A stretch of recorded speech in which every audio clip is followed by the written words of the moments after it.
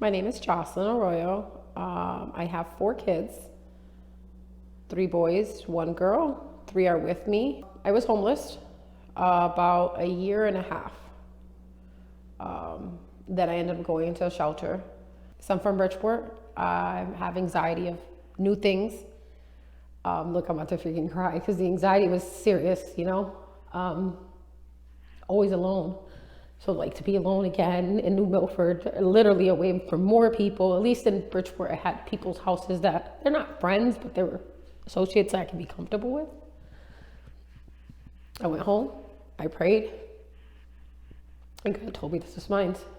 And when I got in here and I seen the apartment, it's exactly what I asked for. I legit prayed for the apartment like this. Apartment that had anything and everything I needed, that I didn't have to struggle no more to go wash my clothes. I didn't have to go. So when I came here, I just made sure in my head that I knew that God has blessed me, so that I had to be serious. And here I am.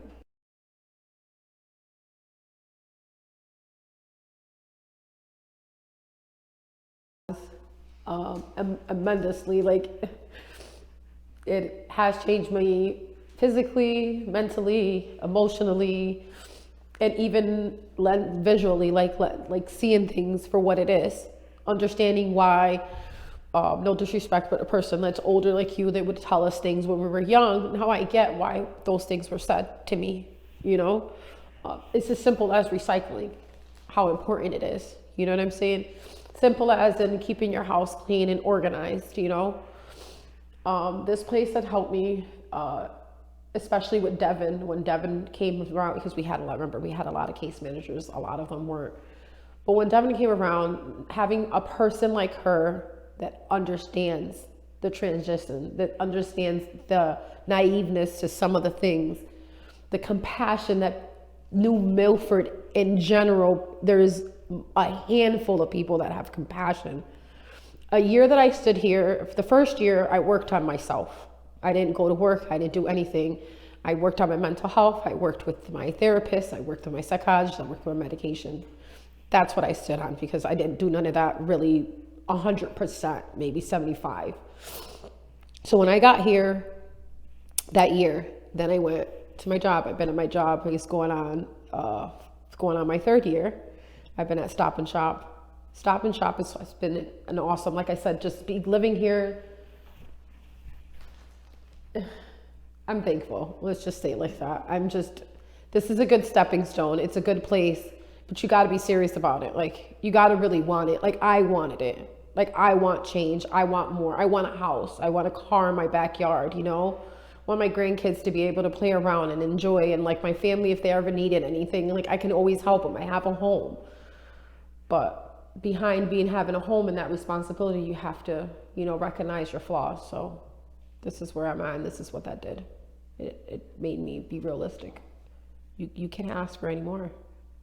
You can't ask for any more. Don't get me wrong. Like I feel like, they can have a lot more things for kids, like to play here.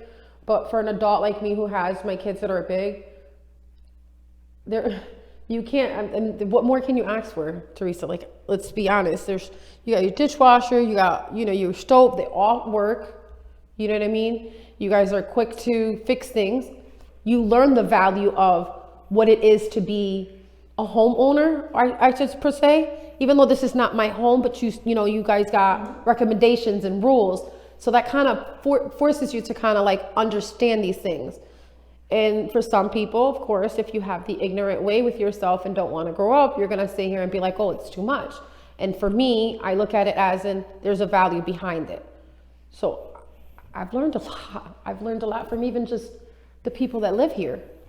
You got different people. You got different people with different ways of living, different ways of thinking. And they're all really nice people, all gorgeous people that I've met here. But what even I learned from them, I value it. I value everything, I think, since I got here. My lenses are different. I have different lenses. I don't have those lenses of, I don't, excuse my language, give a fuck anymore.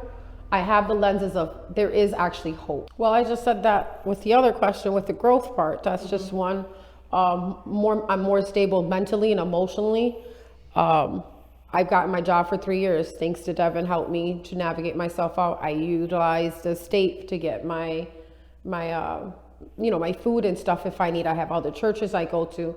I actually learned about a church that's down the way, like the Mac Center, and I also have Faith Church. There's a lot of things that they benefit, and the case manager, if you don't tell them, they won't know. But I even utilized the energy assistant. She's helped me plenty of times. My energy bill, when there was the whole COVID and the hours had cut off, my energy bill went up really high. If it wasn't for her, I wouldn't be down as low as I am right now, where, did payment from payment. That's what I was about to say. It's manageable if you ask for it. You guys provide. Always, 1,000%. And if the case manager can't provide for it, like she even gave me the state where they actually help you with other things that you can utilize if you need more places to go to. Devin definitely was my go-to girl. Even if I had the therapy, like I said, I worked with my therapist twice out of a week. She made sure I, kept up with my day because I have very bad memory. My anxiety is a lot better than it used to be. What I love about the case managers here, they really care. So Devin knows that I had bad depression, bad anxiety, suicidal thoughts, drug issues. She was always concerned, just always making sure, hey, just checking up on you, making your mental state's okay. I'm not assuming anything. I'm just wanting to know if you need any help, please let me know. Don't be scared. Or she'll just call and just stay on the phone with me for a good 15, 20 minutes. Just let me ramble because I was upset or something. And then be like, how do you feel? It's like, okay. And then she'll give you the best advice. But the same thing with my therapist. If it wasn't for Devin to give me the therapist that I know up the street, I wouldn't have worked with it. Like, I would have never understood the control you could really have within yourself if you really work on it. What's amazing is when you can actually go, and I've been crying, don't laugh at me, for 3 days now, because I actually defended someone at my job. For the first time ever, I didn't cry to my boss. I didn't yell. I didn't scream. I didn't, I literally sat what we were doing right here, and we had a grown person conversation. And that feeling, I wanted to jump up my seat. Every time he kept saying something I didn't appreciate, but I learned in these, 4 years I think I've been here, and 3 years working, you don't always have to like what you hear, but you have to listen in order to understand. Okay. So that's what I did. I literally had more control in myself, and I can't stop embracing that. And erratic. I used to be erratic. As soon as I would hear, it was just uncomfortable. It was an emotional thing, like it would go in my chest. And I'm a good person. My whole agenda in this world is to be there for you unconditionally, the best way I can. I don't care how many times you fall short, because I've done it. Oh, I definitely think, because if I'm telling you, and the margin that they give you, that little stepping stone, if you don't work on building your credit with your case manager, if you don't really be serious on what you want, you won't see that. You won't see that. You know what I mean? You'll see a dead end. But I feel that if you do fulfill a lot of the things that you need to fulfill, that you had to accomplish in the roads that you haven't accomplished, because this alleviates a lot of the stress. Once again, alleviates you going to do your laundry. It helps you with your food. You don't have to go crazy. You have people that call you, even work with us. You know what I mean? So I feel like a lot of people can go to a home if they really wanted to from here. You know what I mean? I really feel like that. Yes.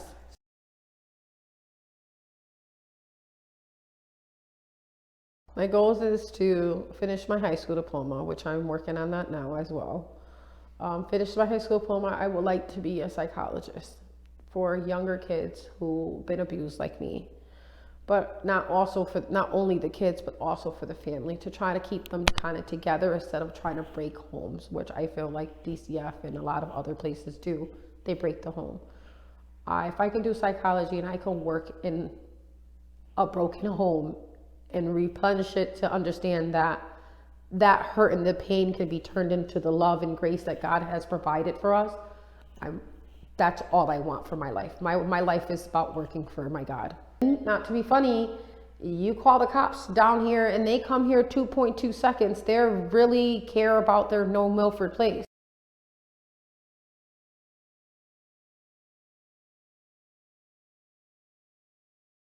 I just, I would love to say thank you to everyone that has funded me. I am very grateful. Oof, in 30 something years, in these past 3, 4 years that I've lived here, I've never been more realistic with myself. I've never had the time, the clear mind. I've never had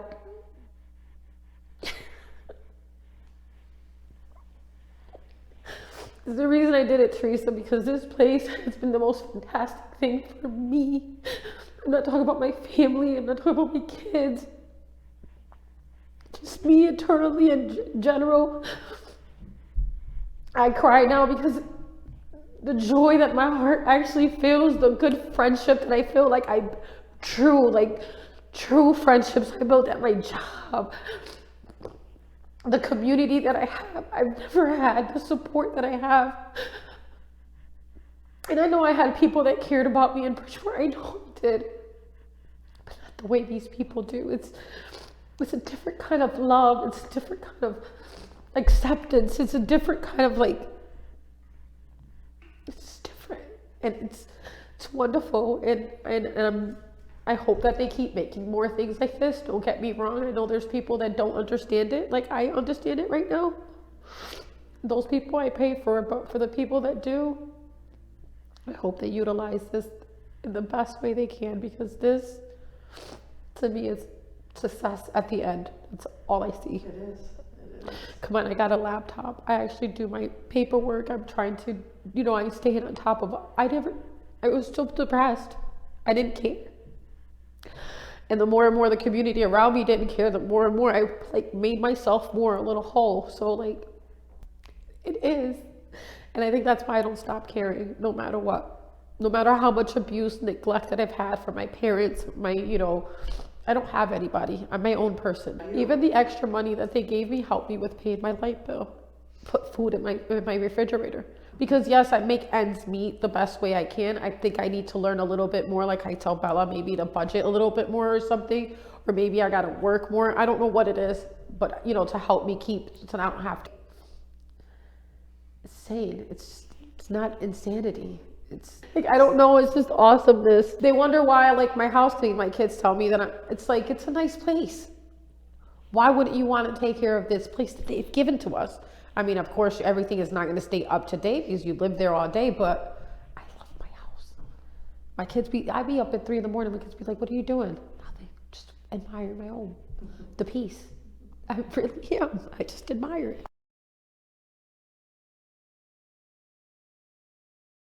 Just is that hope. It's like the rainbow.